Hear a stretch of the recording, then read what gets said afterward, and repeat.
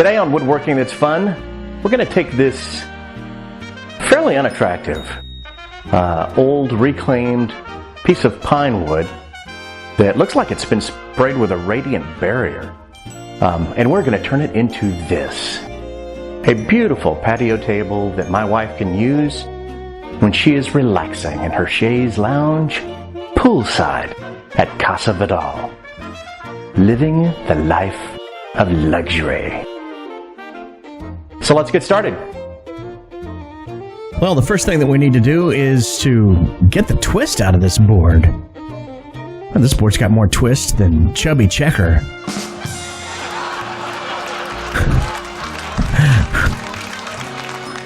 So we'll get some dimensions on the board itself, and then we'll deal with the twist as we break the piece down into smaller, more manageable pieces. So 7 feet long.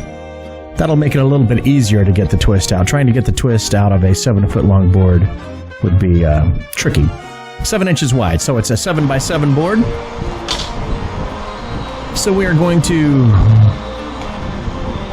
roughly mark this at about between 14 and a half, 14 3/4 thereabout, because we're going to laminate the tabletop.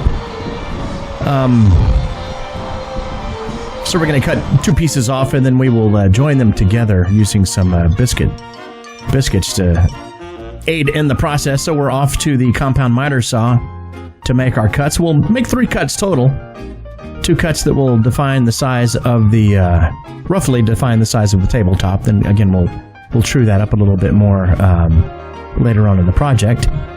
And then we'll separate what eventually will be the legs from the rest of the scrap, which we will probably then use to make the rails. So then we're off to the planer in order to take the cup out of the board, and it'll also remove some of the twist eventually when we do both sides. But we've got it. We've got the planer set up right now so that the arch is on top. We take the arch out, and then we flip the board over after we flatten out the arch in order to bring down the 2 outer edges. And that gets us pretty flat and removes most of the twist, and then we can do some fine-tuning a little bit later on. So if you don't have a power planer, that's not a problem. There is a way to do it by hand that's actually just about as fast. It involves having a couple of holdfasts, a batten with a bird's mouth cut into one end of it in order to secure the workpiece to the workbench. Scrub plane. My scrub plane is a $10 plane that I turned into a scrub plane from Harbor Freight, and it really works quite well. And then our board that we need to scrub up, and so we will do that with this board and get that radiant barrier material that was sprayed on there off. So we'll take our 2 holdfasts, one which will be connected directly to the board, the other one connected to the batten, which has the bird's mouth cut into that one end that is then kind of nestled into the corner of that board so that it holds the piece into place, even for cross-grain planing. The short piece, or the lower beak to that bird's mouth, actually is what kind of helps to hold that piece into place, simply by virtue of the holdfast. So we're taking some pretty aggressive strokes here, maybe an 1/8 of an inch deep, somewhere between maybe a 1/16 and an 1/8 of an inch deep, perhaps even a little bit deeper. But that's the beauty of a scrub plane, is you can hog off a lot of material in one pass. And like I said earlier, as obviously this video has been sped up, but this process is just about the same, if not a little bit faster, than using the power planer. Because with the power planer, you just have to take really thin passes, and you don't.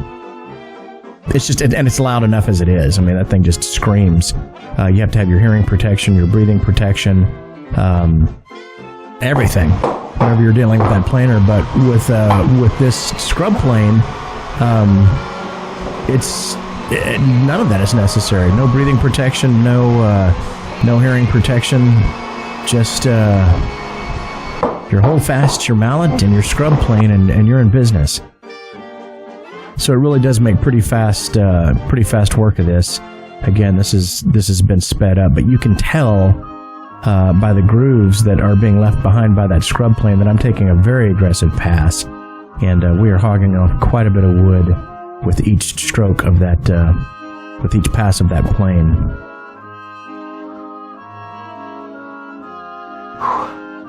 That's a workout. There's nothing like a good scrub plane workout early in the morning to get the blood going. But as you guys can see, just from that bird's mouth batten and that hold fast on this corner of the board, and with this hold fast kind of functioning as a bench dog on this end of the board, and you could use a bench dog if you wanted to, but with this hold fast holding down this end of the board, it holds this piece very firmly in place, and cross grain planing is no problem at all. So now we just need to flip the board over and do the same thing to the other side. But before we do, let's take a quick look at how that bird's mouth fits into the corner piece of this board. So I haven't touched this at all. Those are the shavings just as they landed on the piece. So we'll brush that out of the way so that you can see what's going on here. But the corner of this board, it just fits down into the mouth of this bird's mouth corner that's been cut out of this batten. And that's what holds the work piece in place. When you push on it to try to get it to move, it doesn't budge. But if you're going to change the piece out, you can pull it back this way. The only reason that it's difficult to move a little bit is because it's being held down by that batten. By that hold fast on the other end.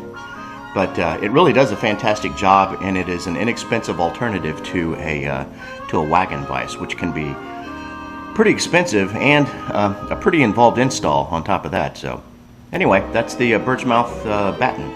Now let's get this board flipped over and scrub plane the other side.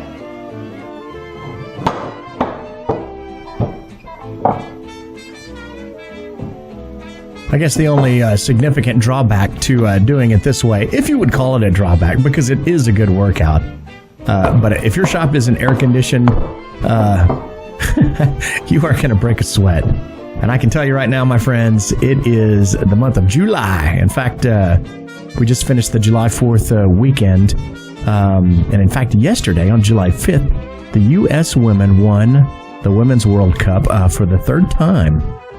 So congratulations to Carly Lloyd, head coach Jill Ellis, and all of the ladies that won the World Cup. Congrats, and go get them in 4 years from now. Hopefully the men can follow suit.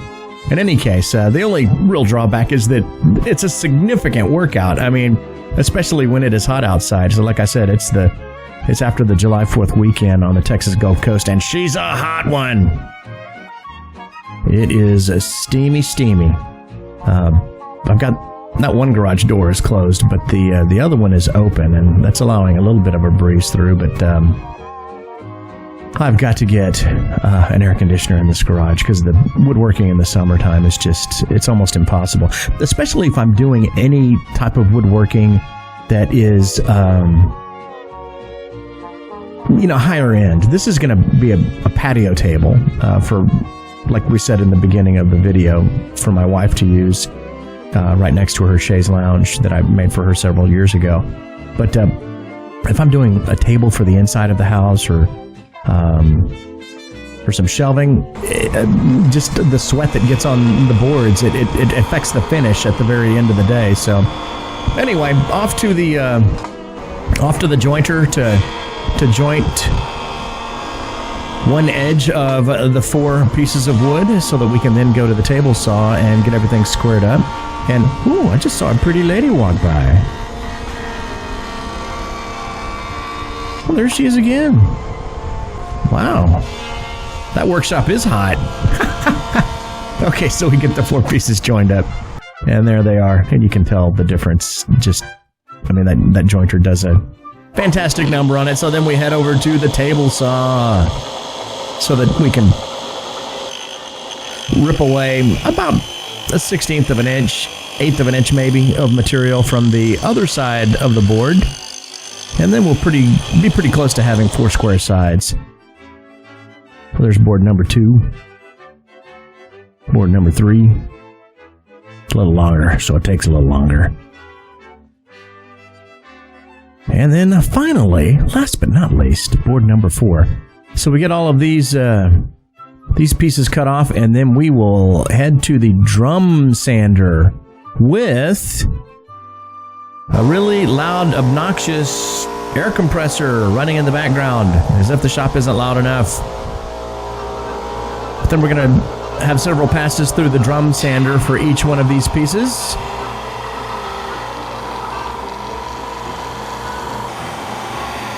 So that we can get them ready for final dimensions and assembly. That was fun. All right, we've got some marks that hopefully you can see there for biscuit joiner. Then we're going to put a carpenter's mark on there, an A, so that we don't lose the orientation of our 2 boards, because then we're going to pull them back apart and use our biscuit joiner to cut some biscuit grooves into the edge of the tabletop pieces that we will then joint together. Speed this up a bit so we can move along. See, as you can see there, just every time I touch the board, sweat. So those 4 look fine. July in Texas. Spring has sprung, fall has fell, summer is here, and it's hotter than usual. Whew. Yes it is. All right, we get those 4 biscuit slots cut. Fantastic. Now we're ready to do the glue up. Some people like biscuits and gravy in the morning. I like biscuits and glue. You gotta chew fast, though, otherwise your teeth will get stuck together. I'm just kidding. Sorry, I'm a little punchy. It's early on a Saturday morning. And, anytime it's the weekend, I just get a little silly. So we want to make sure we get plenty of glue on this piece and glue down into those biscuit slots. On this side, we just want to make sure that we coat it with glue. We don't need to get crazy with it because we don't want when we try to glue the piece up, we don't want it slip sliding around on us. So a little bit of glue here to make sure that we don't have a glue-starved joint. And this wood is quite a bit older, so it is very, very dry. As you could probably tell from the type of sawdust or wood dust that was coming off of that board when it went through the drum sander, but it's very, very, very dry wood, and so it is going to soak up a lot of that glue, so we want to make sure that we got plenty of glue in there.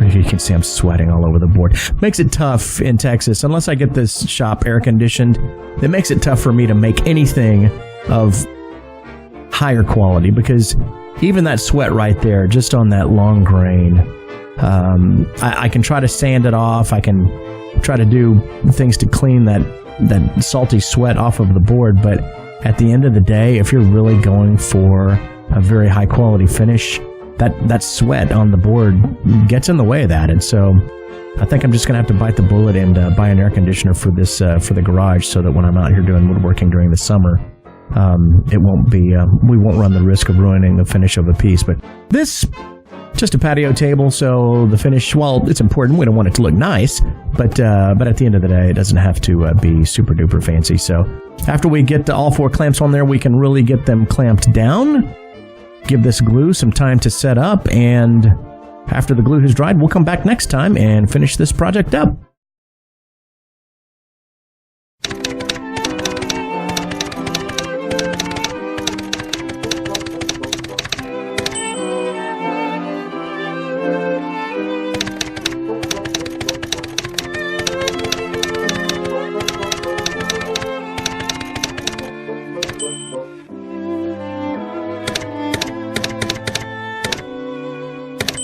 Thanks for watching.